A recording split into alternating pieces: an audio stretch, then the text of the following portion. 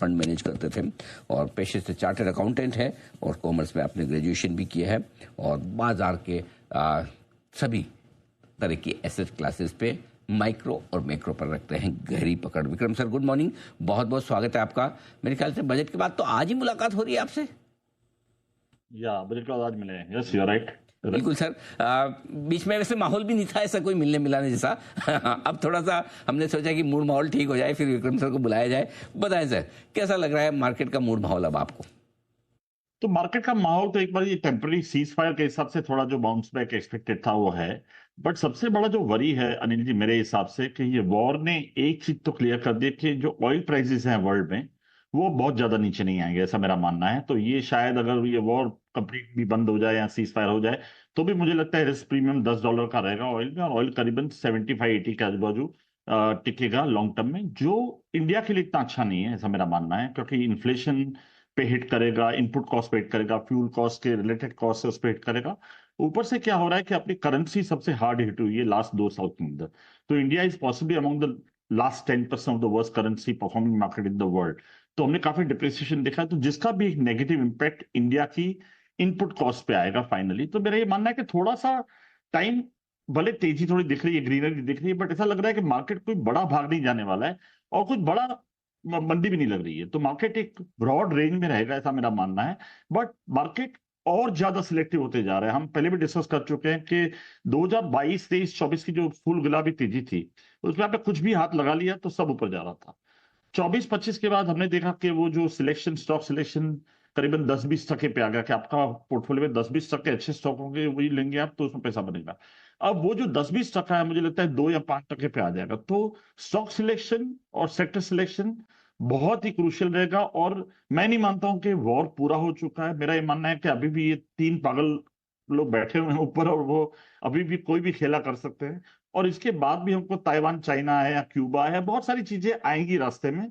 तो इतना easy trend नहीं आगे जाते। और इंडिया की अर्निंग्स जो लग रहा था एक बार के बॉटम आउट हो चुकी है और 15-16% ग्रो होंगी वॉर के पहले। अभी राइजिंग कॉस्ट के साथ मुझे लगता है ये ग्रोथ इतना मेंटेन नहीं कर पाएगी। तो अर्निंग कैन ग्रो बिटवीन 8-10%, और सामने आपका मार्केट 18 के पी पे। तो ऐसा कोई ज्यादा, मैं मानता हूं कोई बहुत तेजी नहीं है और बहुत ज्यादा खराब भी नहीं लग रहा है। बिल्कुल ठीक बात है। बहुत बुरी सिचुएशन से बाहर निकल चुके हैं और बहुत अच्छी सिचुएशन आने में थोड़ा सा वक्त है। तो वॉर के साइड इफेक्ट्स, आफ्टर इफेक्ट्स थोड़े अभी दिखेंगे। ऐसे में रेंज बाउंड रहेंगे बाजार। बहुत अच्छे तरीके से आपने समराइज किया है। लेकिन फिर ऐसे में क्या पोर्टफोलियो बनाने का और पोर्टफोलियो में बदलाव करने का समय है? यदि हाँ तो फिर कैसे करना है? डेफिनेटली बहुत इंपॉर्टेंट पॉइंट बोला अनिल जी आपने कि पोर्टफोलियो में बदलाव करना पड़ेगा। हम आंख बंद करके कोई भी आईपीओ में नहीं डाल सकते हैं, कोई भी हाई ग्रोथ स्टोरी में नहीं डाल सकते, बिकॉज ग्रोथ का जो फॉर्मूला है बहुत जल्दी से चेंज हो रहा है। जो ग्रोथ हम 20-25% कंपनियों में इजी लग रहा था, अब वो 10-15% भी मुश्किल लगेगा। तो बहुत ही केयरफुल सिलेक्शन रहेगा पोर्टफोलियो में। और बहुत ही दो चीजें देखनी है। एक तो जो जहां फ्यूचर मूव होगा, बिकॉज ये जो वॉर हुई है it's like nearly a third world war. इसके बाद जो क्या सेक्टर्स परफॉर्म करेंगे, कैसे कंट्रियां अपनी सिक्योरिटी देखेंगे। जैसे मैं इंडिया का देखता हूं, इंडिया को दो चीज करनी पड़ेगी। ऑयल सिक्योरिटी, हम हर टाइम बात करते हैं, हर टाइम क्रूड स्टॉक के ऊपर जाता है, सब लोग वेकअप हो जाते हैं कि ऑयल एनर्जी सिक्योरिटी चाहिए।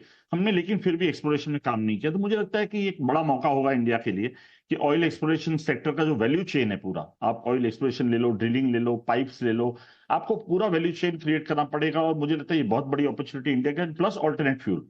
तो आपको इंडिया को एज अ कंट्री और as a portfolio manager we have to see that what are the opportunities available in the oil and gas exploration segment. ये बड़ा इंपॉर्टेंट सेगमेंट रहेगा। तो ये बहुत जरूरी है। एक, इंडिया को ये करना है, और दूसरा ये करना है कि हम एरोगेंटली बोल नहीं सकते हैं कि एफआई और एफडीआई नहीं चाहिए हमको, हमारे रिटेल इन्वेस्टर काफी है। मेरे को लगता है we need a good balance of FDI, FI. तो काफी रिफॉर्म्स करने पड़ेंगे कैपिटल मार्केट साइड पे गवर्नमेंट को, टैक्स साइड पे और प्राइवेट कैपेक्स साइड पे। तो मुझे लगता है एक वो जो जो माहौल जो ठंडा लग रहा है ना, उसको एक गर्म करने की तैयारी है। जैसे कॉर्पोरेट टैक्स कट किया था एफएम ने, ऐसे कुछ बोल्ड रिफॉर्म्स की जरूरत है। तो ये मार्केट का इंजन उल्टे डबल इंजन पकड़ेगा, नहीं तो मार्केट ऐसे ही पड़ा रहेगा। तो एक ऑयल एंड गैस, जैसे मैंने बोला, एक्सप्लोरेशन और ऑल्टरनेट फ्यूल में मुझे लगता है एक बहुत बड़ी अपॉर्चुनिटी। जैसे मुझे लगता है इंडिया का एथेनॉल ब्लेंडिंग है अभी, अब देखो पेट्रोल में 20% है, डीजल में 0 है।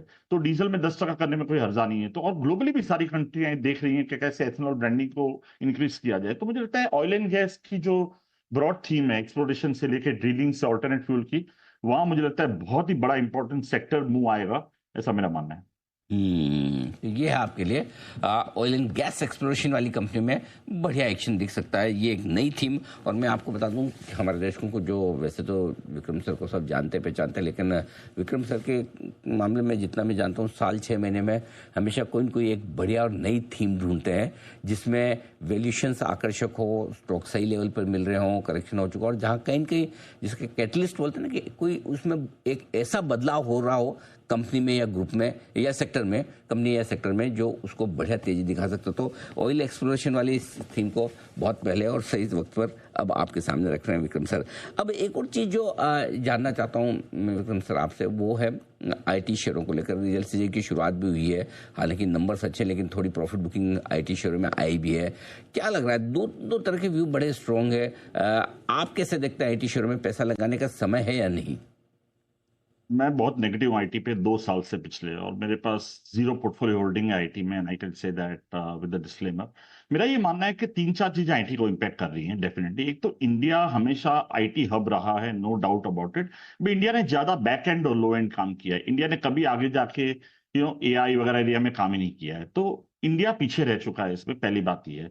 और एआई और ऑटोमेशन ने पूरा आईटी सेक्टर का रिक्वायरमेंट चेंज कर दिया है। आप कितने सारे एयरपोर्ट ग्लोबली आप तो जाते हैं, कितने सारे एयरपोर्ट ऑटोनोमस हो गए हैं। इंडिया में ऑफकोर्स 4-5 सिक्योरिटी वाले होते हैं, स्टैंप लेते हैं, ये करते हैं, बट ग्लोबली पूरा सिनेरियो चेंज हो चुका है। तो मेरे को लगता है कि जैसे हर सेक्टर में लोगों की रिक्वायरमेंट कम होगी, तो मुझे लगता है AI will really going to hit us hard going forward. और मेरा मानना है डे बाय डे ये जितने बैकएंड जॉब है, इनको आइदर वो मार्जिनाइज हो जाएंगे, आइदर वो सैचुरेट हो जाएंगे। तो जो ग्रोथ चाहिए, वो ग्रोथ मुझे लगता नहीं कि आएगी unless we innovate, we get into more into this AI dominated theme. और दूसरा सबसे बड़ा जो फैक्टर है मेरे हिसाब से, मुझे लगता है यूएस इकोनॉमी थोड़ी स्लो डाउन में चली जाएगी। और जिस तरह से कल के डेटा भी आए हैं, और जिस तरह से यूएस की डेट है, यूएस का साल का इंटरेस्ट